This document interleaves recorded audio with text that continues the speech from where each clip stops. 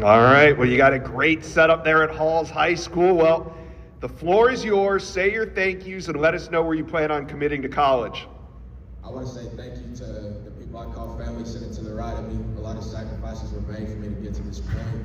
I want to say thank you to a lot of the teachers in this building that helped me out, especially my two cooking teachers, Miss Hyde and Miss Houserack, my head coach, my trainer, and then most of the principals. All this whole community has just been super helpful to me to get to this point. So with that being said, I'll be going to University of Clemson.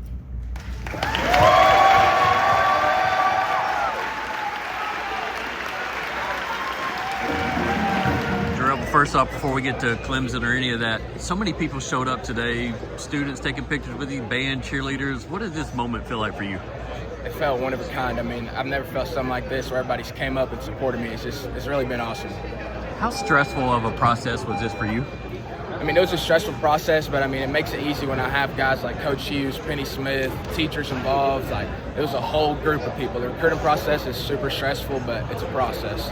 Yeah, I mean, I was talking with people before it all started. They talked about how you mentioned just constant text messages, calls, DMs. Are you kind of relieved that that's going to kind of slow down a little bit? I hope so. I mean, it may not, it may, but it kind of is a relief just because, I mean, I get to really focus in on my senior year instead of still working on recruiting. I was talking with Penny Smith over there, your trainer. He said it kind of came down to the wire. What sold you on Clemson the most? Really, when I just looked at who I believed could change me as a person and not just a player. Like, Clemson dives really deep into player development and equipping young men with life tools, and that's something that I really wanted to experience.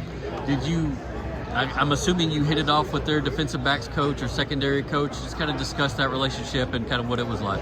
Yeah, I mean, at Clemson, everybody was on board recruiting me. I was talking to the DC, Coach Allen, Thomas Allen, his son, who's a pass game coordinator, the safeties coach, Nolan Turner. I mean, they were all in constant communication with me every day of the week. There have been a few players from East Tennessee who have gone on to play at Clemson before. Did you pick the brains of an Amari Rodgers or T. Higgins? Did you have that opportunity, or did you make this kind of on your own? I kind of made it on my own. I mean, I obviously knew what the past has happened with Knoxville guys that have been to Clemson that have a pretty good track record, so it definitely kind of excited me. Living in Knoxville and in East Tennessee, how hard was it to say no to Tennessee? I will say it was very hard just because, I mean, I know a lot of the people I care about like the Vols, but also, I mean, I know they care about me, so they'll support wherever I go as well. You talked about Clemson and how they want to develop you as a person, but on the field as a player, what do you feel like their role will be for you, or what do they see you or project you as, or talk to you about your role on the field? They see me, Clemson's one of the few schools that sees me as a true big athletic safety. Like, some of these schools, they're projecting me into a will linebacker, a safety, this, that, but Clemson, like, they've really keyed in on my skill set, and they think it's the best fit for their defense, and what I can do will help them. So to see the community come out and support him, people line up to take photos with him, what does that say about him as a person? I mean, no matter what he does in life, how far he gets to go in sports, if you know him at all, like, he loves little kids and he has a huge heart. And so the opportunity he's gotten in this whole scenario is getting to impact kids in our community. We've seen little kids come up and taking pictures and stuff, and so that's just really special. For him to choose Clemson out of East Tennessee, I know had to be difficult for him. Yeah. How much were you able to kind of just every now and then mentor him through the process and make sure he makes the right decision for him? Yeah, I mean, I think, as long as you keep the main thing, like, it's about him, it ain't about me.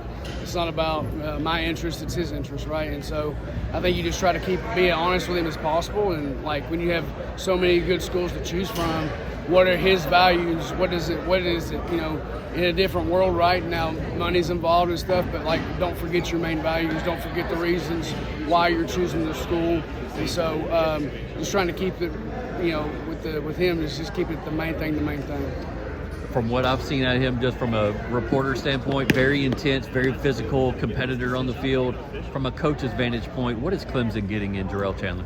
A player that's not even close to scratching the surface. He's still so raw in football in so many ways.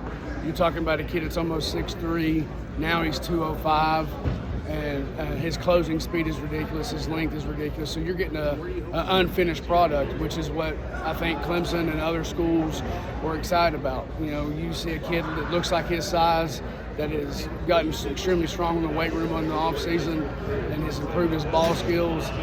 It's just like, from a defensive perspective, you're just licking your chops, getting ready how we're going to use him. And so I think it's just knowing the fact that he's not even reached his full potential yet, which makes him intriguing more as a prospect.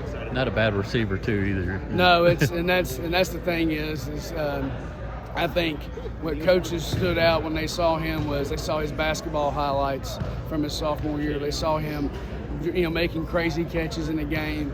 And being more consistent as a tackler his junior year. And I think what they're going to be excited to see moving forward is his continued knowledge of the game has improved. I would say that him understanding football, understanding specifically defensive coverages and stuff has dramatically improved, and I think that's what coaches see when they talk to him. He's engaged. He's not just saying yes, no. When the coaches are talking ball with him, he's engaged, coaching them through what we do, replying back to what the coaches see them doing, and I think they see a real mature kid.